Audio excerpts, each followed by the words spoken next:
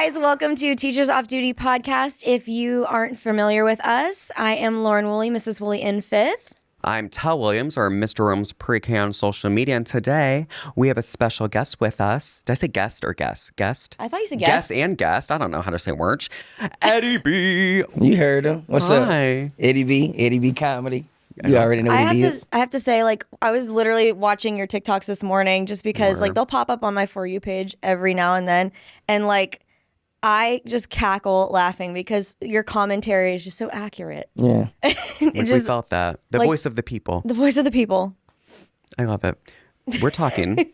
Speaking of things that we love, we're talking about parents today, yeah? We might not love all of them. We might not love them all. I love most of them. Yeah, but I feel like we all Maybe have, not all of them. I feel like universal, kind of like your TikToks that I see. Parents are both a super fun part about teaching, then some kind of part about teaching. And I think it depends where you teach too, because like depending on the school you teach at, like I feel like I've only taught at 2 schools in my career, and there were an entirely different set of parents at each of the schools. And I don't know if that's like, do you agree? Is that like a thing? Because you've taught at different schools, right? I taught at different states. You taught at different schools? I'm a journeyman teacher. Yes, I've taught like 4 or 5. Okay. Was it do you all think in that's Texas? true? Like, do you see like differences in parenting, like from different All the time. districts? Well, you see them. Yeah. Some of them you don't never see. Yeah. That's true. My first job was at an alternative school, and they're there for a reason. You saw no parents. Sometimes you're the only parent them kids gonna get. Exactly. So from there, I went to another school, like 1 or 2, and I've taught public school my entire career, so I haven't had the luxury to get a lot of parent support. Yeah. Oh, but let something go wrong though. That's when you see They them. gonna bust up in that. My baby ain't do that. My baby don't do that at home. I say, you loud now. I see where you get it from. It's you. They don't do it at home. Always gets me. I'm like, don't. It's their favorite line. Right. It's their go-to. 100%. And then something will happen, and the parent calls you. I'm like, I knew they did it at home. You lied. They you never gaslit me. It is weird. So I did public school, the Head Start program in Indiana, and the parents, I think because that program, you have to apply to get in, and there's a point system. So I think once the child's in, they're excited about that. Like and so it's weird, my experience, because it's the opposite of what everyone tells me. When I was at public school, I was a Head Start kid myself. So like I came from nothing. Like we lived in poverty, so we we definitely were allowed to be in Head Start. The parents are involved because they're like, they want their kids in this program. They know that it does well. And it felt bad because you wouldn't see parents. And it was because I had to sit there and be like, I know you could either take a point at work to come to school at 12 o'clock in the afternoon on a Friday to do a parent-teacher conference, or I'm just not going to see you all year, which sucks. And I'll call you at 6 p.m. when it works for you. And then I went to private school thinking, oh, the parents are going to be involved, right? Those were the ones I could never get a conference with. Like those are the ones who like, it was like they would drop off because you had to drop your kid off. There was no bus for the private school, but that's... I feel like I had involved parents, but it wasn't as involved as the public school, which was weird to me. So I would run back to public school any day. I honestly, at my school that I'm teaching at now, I like the parents. Like the parents are there. It's like a nice mix. Like you have some parents that are like really interested in helping and like want to be there and like want to come to conferences and want to talk to your kid. And it's like, even if a parent, okay, so like I just had a parent a few weeks ago literally call my class in the middle of the day. And I don't know how it went through on my phone, like because the phone system at our school is supposed to send it straight to voicemail and then you answer like later in the day. And it didn't, it rang. So I picked up the phone thinking it was like the office or something. And then it was this parent, and like her daughter is so sweet and so smart. And she was like panicking about her grades. And she was like, my daughter's been on honor roll every single year. I don't understand why she's like getting these grades. And I'm thinking in my head, I'm like, is this girl failing my class? Because I didn't have her grades in front of me. So I'm like, is she failing? Like, what? I don't know what you're talking about. So I was like, okay, well, I'm in the middle of the class right now. So let me look at her grades and then I'll give you a call back at the end of the day. And she kept going on because she was like, you could tell she was so concerned. Yeah. And I was like, I promise you, I will give you a phone call back at the end of the day. I'm like, I just can't talk about it right this minute. And so later that day, I looked online. This girl has straight A's in every single one of my classes. Oh, helicopter and parent. I was like, why is she panicking? So I called her back and I said, I'm like, I'm not sure like where you're getting the idea that she's not like doing well. And I'm like, she has straight A's. I'm looking at them right now. And she goes, well, I saw a couple papers come back with like a point taken off. I'm like, it's okay to like lose a point. It's all right. Like she'll be okay. That means she's learning and she's not going to know everything when she's coming to school. It's why she goes here. And she was like, just hearing the panic in her voice because she cared so much about her daughter's grades. Like I would take that parent any day. A parent that is like, I want to know that my kid is doing well because I value education. Like that is what I want. Where you? Let me apply where you at. Well, I don't have all. Those aren't all of the parents. Obviously, you know, I have a mix of them. That's cool. But that one, I was like, okay, this is a nice problem to have. I think that that got a lot to do with the structure. Yeah. When you saying you taught at public school and they had more than the private school, I think in that situation, probably private school, like we can pay all this damn money. Yes, okay, and we did our stuff to get them in there. Y'all, it's you. But at public school, I think it has a lot to do with the school and the community. Yes. Sometimes they have public schools that demand parent support, involvement. And so I think that is like where I'm at. I mean, with the schools I've worked at, you better get a good look at them and meet the teacher because you'll never see some of them. All of them are in Texas. It's a little different, man. I worked at HISD, and that's one of the biggest districts, but it was one of the roughest ones too. And I be saying it on stage. Sometimes you get these parents in that they don't support you. Yep. Like and they don't test to get in. The kids don't test to get in. You don't get a chance to pick your kids. So you get what they give you. We don't always get the cream of the crop. You get what you get. Sometimes you just get crop. Yeah. Okay. Yeah. Sometimes you can place that O and crop with an A. Yeah. Hello. But we work with all these kids though, and it'll help. We give parent support. That's like we got some kids. Yeah. That's why you gotta. We cherish those good kids, the Chick-fil-A workers.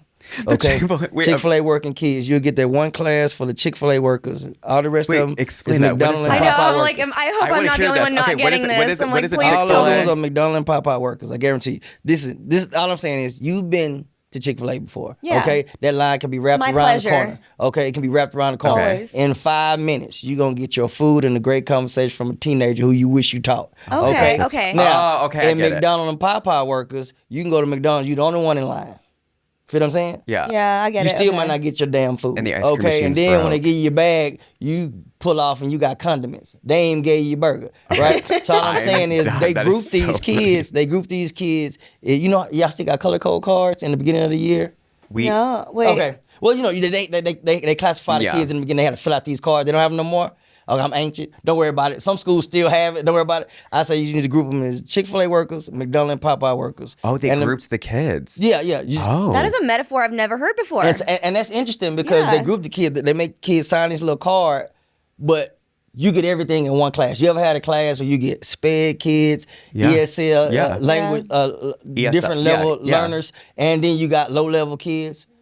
Everything in one class, and you got to get them to the same level at one time. That's why the parents support. So, but no, they say, hey, Mr. Brown, you got low level kids. I say no. It would be an honor to have low level kids. Yes, I got low level, slow level, hell to the no level, whoa level, O level.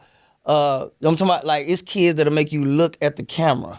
They come in your classroom doing crazy stuff. You look at the camera like, you don't know, you just put this in my class. What I'm supposed to do with it? Moment. Did you have cameras in your class? Yeah, they tried to. I don't care. The cameras can see you. They can't hear you. I was gonna say, I'm like, we don't have cameras in the classroom. Yeah, that's what they tell you. They gonna sneak something on you. I tell the kids that. I do too. The little red dot. No, I tell them because like our Wi-Fi router is at the top of the ceiling by the projector. So I'll tell the kid, I'm like, okay, so I'm gonna go look at the camera. Are you telling me the truth? Because I'm in elementary school. Okay. So yeah, so they're like, yes, I'm telling the truth, and I'm like, okay, I'm gonna go look. I'm like, okay, check the camera. You're telling the truth. We had like, I hope they're not lying weird to me. camera thing. We had a parent, and she was a helicopter parent. Well, I thought you should say something else. Don't worry about it. She was a helicopter. She was a helicopter. No, she was a helicopter parent. But it was really hard. We'll call him Bobby, and she was convinced that she was like, Bobby's being bullied, and I was like, that's like one thing I don't do in my classroom. And they're also in pre-K. Like the kids, you know what I mean? There's no way he's not being bullied, and so I didn't know how to tell the parent like he's the bully. And I was like, but then we found a conversation, I'm like, he's just like, we need to work on like being polite or whatever. Mom then had to find something else to be worried about. Yeah. Mom asked our health director, we had, Head Start has like a mental health director, and she was like, school y'all work at, man? It's a Head Start I know. program. I'm like, I don't have that either. Head Start's a federal Head Start's a federal program. So you get yeah, and it's a health and human service program, even though it's a school, so it's not under education, which is why they have can have money. I did do my preclinical at a Head Start. Yeah, I love it. But so this mom called and she's like, I'm afraid that Bobby isn't going to the bathroom. Can Mr. Wims text me on the tablet to let me know when he poops? Hey, boo-boo. Text me when your baby boo-boo. I'm not. So, and our mental health person's like, so you want him, she's like, just like when he comes out of the bathroom, just like, if he can tell Mr. Wims that he pooped and then send me the, I'm not going, I cannot sit there and type up what is a tadpoles or what's the other thing? Why do I thinking Go Noodle? What's the dojo? message? A class dojo. Be like, hey, Bobby came up to me, let me know he pooped. Like, I'm not doing that, ma'am. Just ask him when he gets home. Hey, I want to let you know Bobby boo-booed, okay? Bobby boo-booed today. Bobby just boo-booed again. This is pre-care world. You're probably like, what is going on? No, Bobby do. Those are conversations that I'm like having with parents. I'm like, hey, baby. I will not let you know when your baby boo-boo all the time. I got an objective on the board. Yeah. No, I know, man. I was like, huh? Excuse me, guys. Wait, I gotta let Bobby mama know that Bobby just boo-booed. Okay? No. It was wild to me. But I had a similar situation last year. I had a student who, like, he was the one that was antagonizing other kids, and then he would go home and tell his parents the complete opposite. He was getting bullied. And his parents, like, I get it. Like, your child is your pride and joy. You want to protect them at all costs. I totally understand that. But, like, when we're showing you the footage and your child is not, the victim, when but you can see the person, recess video of them smacking someone, perpetrating the crime, like, I don't know what else to show you. And take up for him. But there are some that are just like, I choose to believe my child. I'm like, okay, but if I'm showing you literal evidence, and there's time, like, for me, I think I agree with that. Like, especially when it comes to kids and kids, like, dive in a little bit deeper as a parent. Like, but I also am like one of those things, like, if a kid comes home and they either tell you something like outlandish or something, initially believe them and then investigate, because like calm. 100%. Yes. If a kid's coming home and saying like this happened, calmly be like, okay, and then inquire what happened, because most of the time you're going to find out. Especially young kids, maybe something was a misfire. But if a child's coming home and being like, my teacher slapped me, investigate in a very, try to figure out what happened. But like, no, I have people ask me in my DMs all the time, like, what, like, they'll give me a scenario and be like, what would you do? And I'm like, I don't want to give you any parenting advice or what. The DM. Right. Like 90% of the time, I'm like, just communicate with your teacher. Yes. Like, just ask them to have a conversation, to have a conference with you, and then tell them about this, because sometimes kids like have issues that are going on that teachers have no clue about, because it's happening like behind closed doors. Exactly. Like, it's happening in the hallway when they're walking to lunch, and like, in fifth grade, I don't have to walk them all the way down to the lunchroom, or it's happening in the bathroom when I'm not in the restroom with them.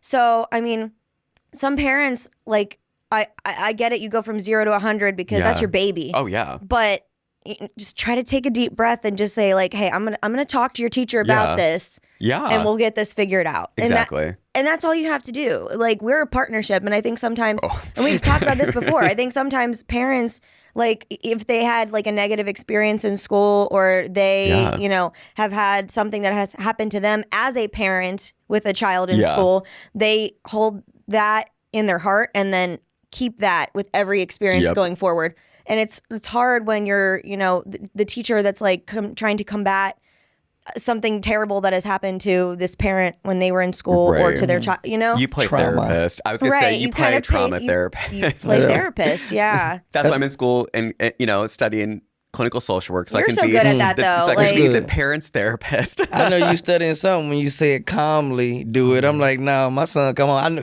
parents know they kids, man. That's my thing. You know your kids, and don't act like you don't know your kid. Right. Okay? I tell a joke on stage, but it's not, I don't tell jokes on stage. I be talking that real. It's real life. Like, they take up, this is new parents, man. They will take up for their kid before they even hear what you have to say. Yeah. You know what I'm saying? Like, you say, it's video evidence. He doing this. Yeah. Oh, you'll find something. No, he did. Like, on stage, I say, she's like, he don't do that at home. My son is a Christian. I'm a Christian. It's a house full of Christians. I say, I put my hand over the receiver and I tell God, hey, you better get your little crooked disciple, because she don't know who she talking to.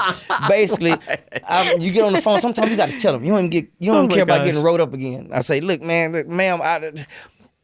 you need to call the police. Okay. because I'm thoroughly convinced it's a stranger in your house.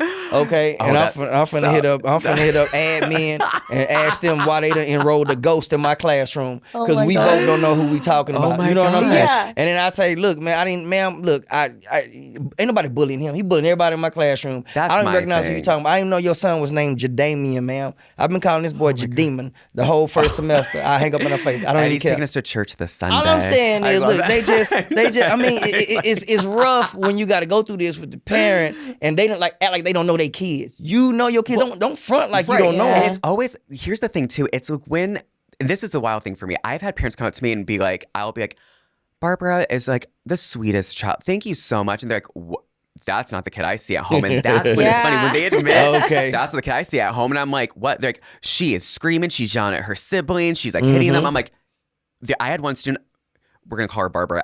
Please don't let me say her name because she's just the cutest kid ever. Don't Thank worry. you. Barbara, so Head Start, you can have the kids for 2 years. Okay. This is talking about your kids being on like every variety, 3 to 5.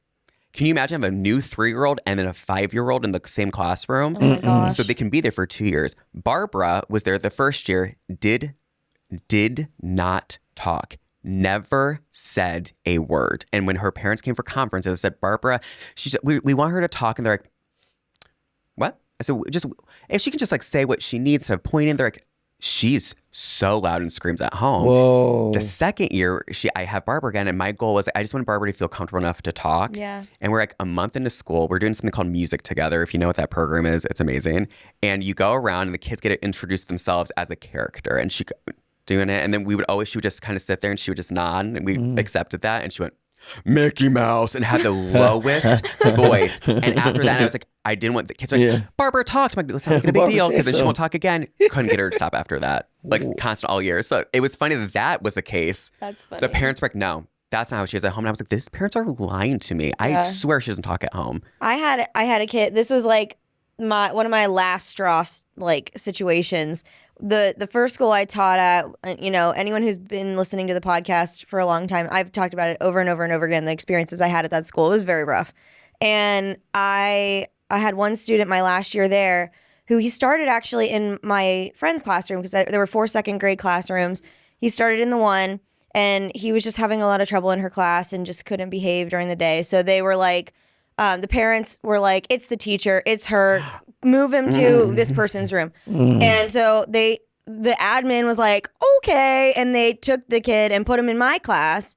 And I had him for the whole rest of the year. But like in between then, like on days when he would be, acting up in my class and I would, either reach out or call home or whatever, it was my fault. And the parents were like, you're just like that other teacher. Put her in this class or put him in this class. Common denominator. But he was like, they wanted us to swap him from room to room to room. I'm like, there's not going to be a difference. And that's such a, that's such a disservice to the kid. It's Right. like, I love that parent who's like, I love my, like, I think I said a couple episodes ago, like I've had parents that are like, I genuinely love my students. And I think you have to because there's one, the pay's not great. 2, it's stressful. And 3, like you're asked to literally like save a child's life every day. You know what I mean? So it's like, you have to love them. And so when I have a parent that one, like, is like, thinks that like hate their child, it's not the case. But or like you have it out for them. Yes. But a parent coming in and being like, I know that Bobby's a little difficult. Like my favorite thing, I've talked about this before. I had a parent who, first of all, doing at the private school, the one thing I did like is I think because the parents felt bad that they weren't always there,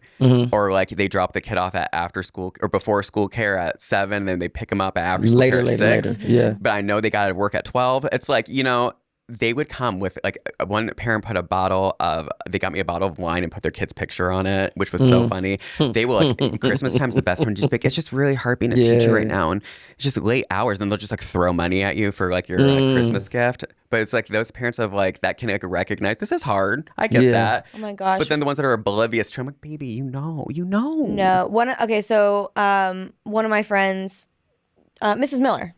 Okay, Yeah, I love Ms. Miller her. on Yeah, TikTok. So she was telling me she teaches at a private school in California, and she was like, I had this one student one time that like their parent gave me a Starbucks gift card every Friday and was just like, "Thank you for teaching my kid." I'm like, I have never had that. I'm like, I want a Starbucks gift card every Friday. I know. I'm like, send me some coffee money. Like, I don't get that. Have you ever gotten gifts from parents?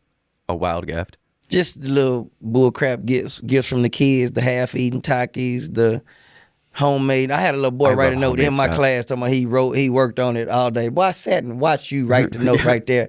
But I will say this, if you're a teacher and you have kids, you're that parent that's going to do for the teachers because you know how it is. And you know, I spoil my sons' teachers. Well, a lot of them know who I am, but on top of that, they see what kind of parent I give them gift cards. I'm about big gift cards, and sometimes I send stuff to the whole. I know, and you just don't. That gesture alone will help out, and parents just don't do that sometimes. Cause I figured it out. It's not nothing to figure out.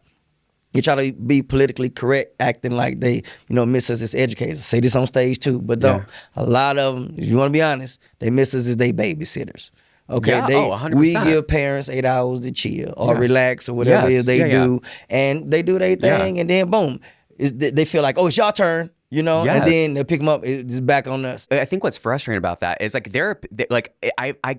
was so opposite end of the spectrum with parents, especially at Head Start, because the kids were with us all day. So it's like some of them would be they'd call me they're gonna be late to daycare. This is not a daycare.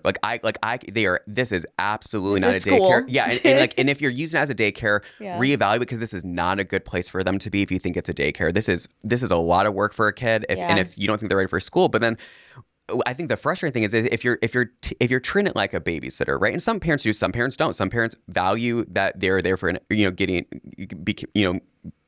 what is it, growing your mind or being a good I don't know, educating themselves. But I'm not fancy with words. It's the morning. But the frustrating thing is then let us partner together because I'm not the parent, and I don't want to be a parent, but we are helping you raise your child. So you have to trust that person in the classroom to have those conversations. Then we'll hand off, partner with your kid's teacher. We want that. If I cook, wash the dishes. Oh yeah, exactly. You can come over one and of wash my biggest dishes. pet peeves is when a parent has an issue with with a teacher, and they openly trash talk the teacher or the school in front of their kid. It's you're showing your kid it's okay if you have an issue with with me as their teacher or with the principal or the school. Come to us as adults and talk about it, as have a conversation about it. Don't say that in front of your kid, because now you're showing your kid it's okay to disrespect their school, their teacher, their principal, whoever. And we're never gonna get them to behave or to do what we want them to do to learn if they're having in their mind that well, my mom doesn't like you and my dad doesn't like you. He says this and that, so I can say this and that. They're indirectly promoting that behavior. You see it on social media now. I mean, I put out videos all the time. These teachers send me these videos. I don't have to search for them. Of kids just fighting teachers and beating them up. And this latest one where a teacher took a kid's cell phone because it was a no cell phone policy on campus, and the kid wanted it back, and so the kid got physical with the teacher, and then they sent me a video of the parent saying, because the kid got suspended, he should have been expelled. So, the parent made a video. The parent, not a video, but parent put out a post. My king, you'll be back in 4 days, and just didn't say nothing about, oh, you shouldn't have did that. But she was condoning his behavior. I know everybody is saying this about you, but you're my. I feel the positive stuff. I feel that. Be positive with your kid, but talk about the stuff that. So basically, he gonna go back to school man, my mama says, my mama loving on me. I can do it again. No, when kids get physical with their teacher, and again, it's different for me. I teach young kids. I'm there's something going on, right? At home. I mean, we both experienced that, and it's not and you can jump there and say they're doing it because of this, but I think there could be maybe they need a psyche eval, right? Because I know parents, I really pride myself being able to read people. That's why I'm going into becoming a therapist. I can read people well. So when the parent comes in, I don't know what to do, but the child's very physical, and the child's getting physical with the parent, there's a lot of things as a teacher I put up with, right? And I resigned full time, and then was in grad school full time, and now I don't say only subbing, because subbing is really hard actually, but hard as hell. I had a really overwhelming day at school, and I got home and I was talking to my husband about it, and he's like, "Tell, what is wrong with your arm?" And the student had just completely scratched up my arm, and I was like, I'm done. I'm done. And that's what's wrong with my arm. I'm done. And it was so easy. I taught full time for almost 10 years, and my 10th year is now subbing. I was devastated. So I remember going in, it was the easiest decision. I was like, I'm burnt out. And like, and the thing that was said too is that parent was amazing. That parent, I like, literally called me. They're like, I'm so sorry. Like, and they were like, are you quitting because, like, I'm not quitting. Like, that was the that was like the moment. But I loved that kid was the hard thing too. Cause I could sit there as I didn't realize he was hurting me because I know he was in crisis. And then I got home and I was like, oh my God. Like, and it was that I wasn't getting, the parent wanted support. I wanted support. The other teacher in the room wanted support. Yeah. It was so that was a pain. I loved that. That's my biggest thing too. Like, I wish that more schools had like mental health centers for students, because there's so many kids that experience trauma and have like so much to unpack when they come to school, and they want to come and dump that all on you. And it's like they need someone to tell that to. It's like, I'm not the person to tell that to, because I'm not a therapist. Right. But you should have a service here to have someone to speak with. And like, you know, I know schools have guidance counselors, but now they like our poor guidance counselor at my school. Guidance counselors need guidance counselors. Exactly. Right. My guidance counselor is now a K-12 guidance counselor. And like, I know she also helps run with like the testing administration, and she also does attendance. And I'm like, the guidance counselor is supposed to be a student resource, right? Like, why is most of her time? I'd be going to the guy. I'm going to be sitting on her couch, and I'm going to be like, let's talk about my trauma. Yes. I don't want to trauma dump on you, but But I think that's like that was one of the biggest issues at my old school, was that there weren't resources for these kids that they needed. And I mean, I had the same experiences. I got hit and punched and kicked, and like, Man, y'all better than me. You're like, not Y'all in Texas. better than me. Y'all better than me. And you know what? I'm hearing all this stuff, and on top of all that, we got to try to teach. All this stuff, we got to backtrack and unpack, and he got trauma, and he got a learning disability, and she went through something at home, and we got an objective on the board. Yeah. You want to come observe me. Yeah, and I'm like, come on, man. So today we were going to talk about trauma, but let's talk about numbers. And like, that's when you want the parent to step in and be like, parent stepping in. I don't know why this came in my head. Did you all have classroom grandma? Oh, dang it, you guys are so much. This is why it's hard having older people's. No. What is it? Classroom grandmas. No. You know classroom. You said grandma. Grandmas, classroom grandma. Like a grandma like the church that would mother? come sit in your classroom? Yes. Each classroom had a did you all have classroom grandmas? Is this a student or actual parent who called a grandma or grandma? No. Is this a grandmother? Maybe this is an Indiana thing. Actual grandmother? So a grandparent who adopts the class, basically, is the grandparent. So it's someone's grandparent. Well, they come volunteer. Boy, grandparents are 36 these days. Did you have that, or do you do that? You're the mom. Yeah. Yeah, okay. Can I have one of you? Because I don't have one. Yeah, so it's someone it's like who a volunteer, maybe. Yeah, it's a volunteer. They aren't there every day. I got you. But like, if you do like a class party or whatever, look at that. Okay. That's a class. I think they do class like, and it's not just grandmas. It can be grandpa, class dad. Because we had a class dad one year, because that the parents can. You can get money for Head Start with called an in-kind form. So if a parent volunteers in the classroom, they sign a thing. If they were there for 3 hours, it's equivalent to like $14 each hour, and that's money that the grant gets. You get back. I don't know how this works. I don't know anything about money. I got you. But like, that's how it works. So more than me. You we had a class right dad. to me. I know it doesn't come to me. I got you. Yeah, but still, I ain't know about $14. I'm trying to figure out what $14. I'm gonna get $14. No, it's always the parent subjects that are like a head turn, because we had parents that volunteer, but then we had parenthood events at Head Start where you like taught parents how to parent. Like, that was part of it too. Head Start's social work. It's not. See, like, okay, so at my school, like, we have a new committee. It's called NNPS, and it's National Network of Partnership Schools. You know, I was going to ask you what that means. Yes, I know. So I'm on the committee, and it's basically like an elementary teacher, the principal, high school teacher, principal, superintendent. We have a school liaison, and then we have two like seniors that are on it, and then a community member, like senior citizen? Students. Oh, no, like a senior citizen. And like, it's all about like building your school community and like getting parents invested in the school, and like having, you know, open events for like people to come to and stuff in like the school. that. Right, in the school. So like for that, they were like, okay, each class has to have 2 parent volunteers for like the Halloween party. And I'm like, oh, okay. So like, I sent a letter home, and I said, if you're interested in volunteering, please fill out the bottom of this form, send it back to school. I have 17 students. None. I got one dad. And he was like, maybe. I was like, I'll try to make it. He's like, I'm interested. I'm like, you're on. Like, you're coming because you're the only one. Do you volunteer at your kid's school at all? Or you? Nope. I'm okay with this. I ain't gonna lie to Here's you. the thing, but like that's okay because you said you give gift cards. I go to the what you call those the teacher the conferences and stuff like that. Okay. I do my civil daddy duty, but if they ask me to, I will. I'm super busy, but I will if they do. But I don't just volunteer. Busy? What do you mean? It's not like you're touring the country or anything like that. It's like busy being famous. If they ask me to, I'll do it. But they know I'm open to it. I'm not finna just volunteer like, hey, I'm available. I come up there if you need me to. If you need me to come in. Yeah. What did you? I had to ask this. What did you teach in middle school? Was there a subject or was it like science? We had two science teachers. Science teachers. Science. Okay. Well, I taught. Well, my last teaching job was math and science. Okay. Oh. Yeah, math and science. I teach all of it. I totally let everybody help me who knew about math. Oh, I had push-ins, pull-outs, breakups, all that. You can do that. You can come to my classroom, take whoever you need, and I had a higher score in math than I did in science that year. That's why I went ahead and left, because I'd have came back and my score probably would have went down. I left on a high note. I left like Jordan, baby. Just left like Kobe. I scored 60 and I dipped out. That's so funny to me.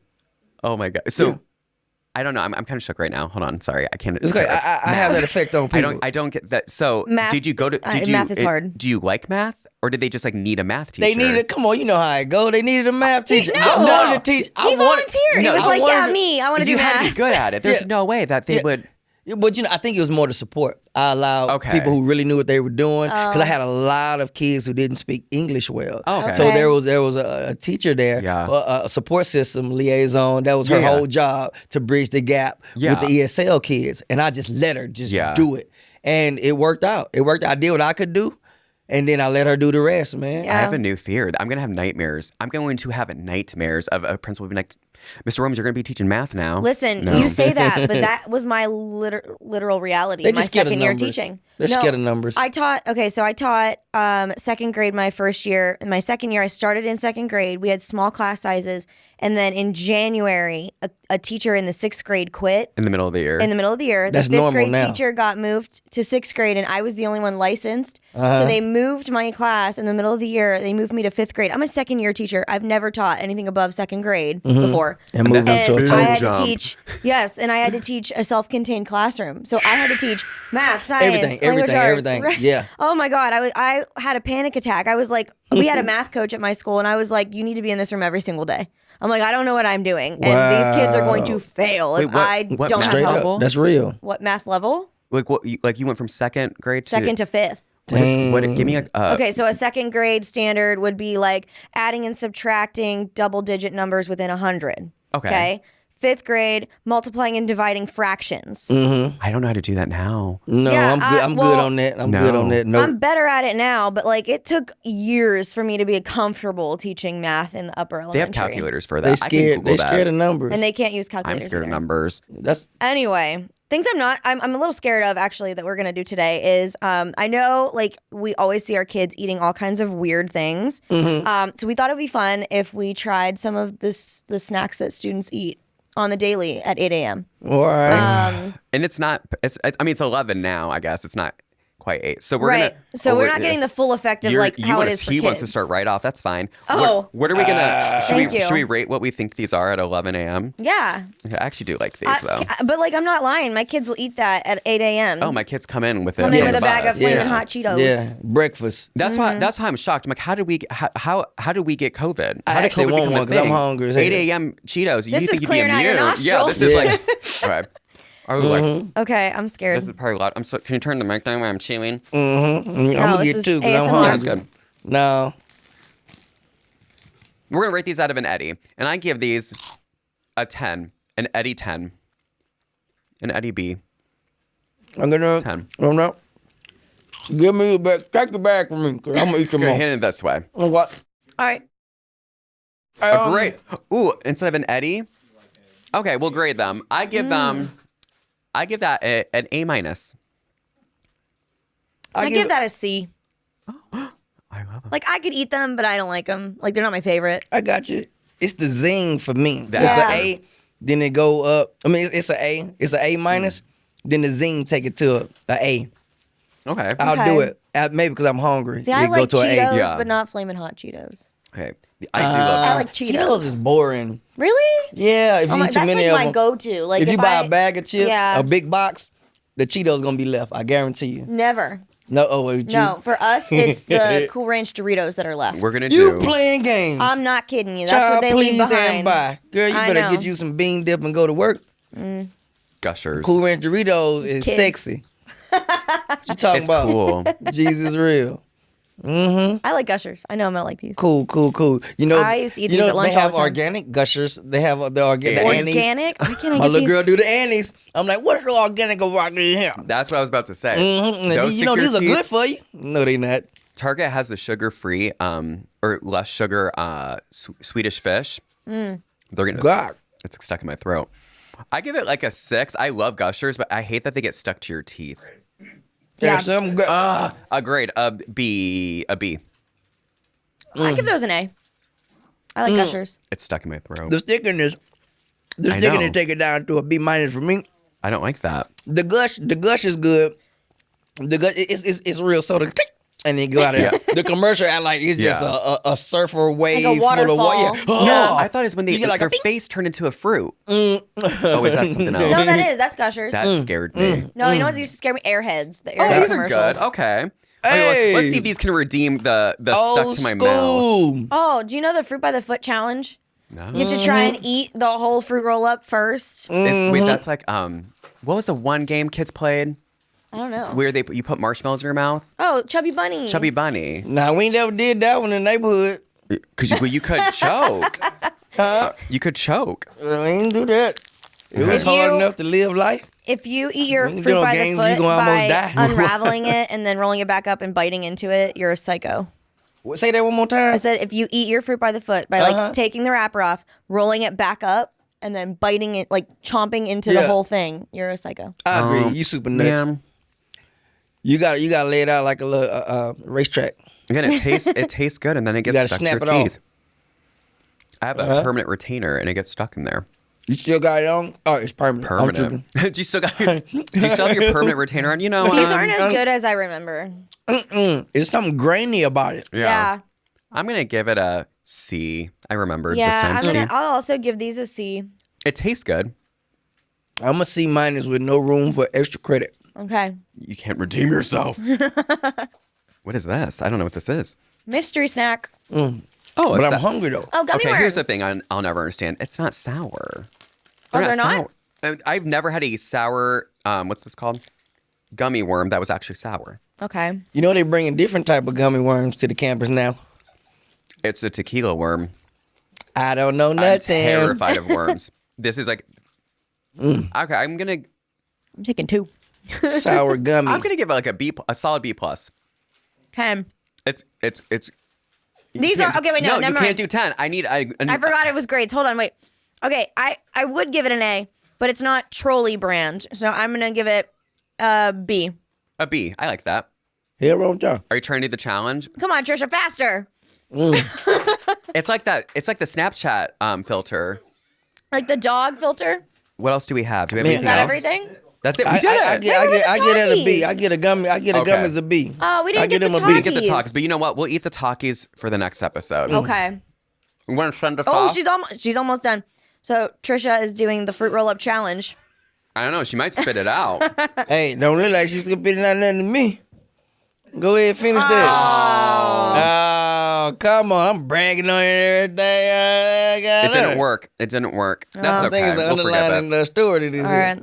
They can't talk about it on the points radio. for effort, Trisha. Thank you guys so much for watching. Make sure you check out our merch and make sure you follow Eddie B and go watch his comedy. It's hilarious. And thank you for watching again. I said that twice anyway. All right, we're done. Bye-bye. Yeah.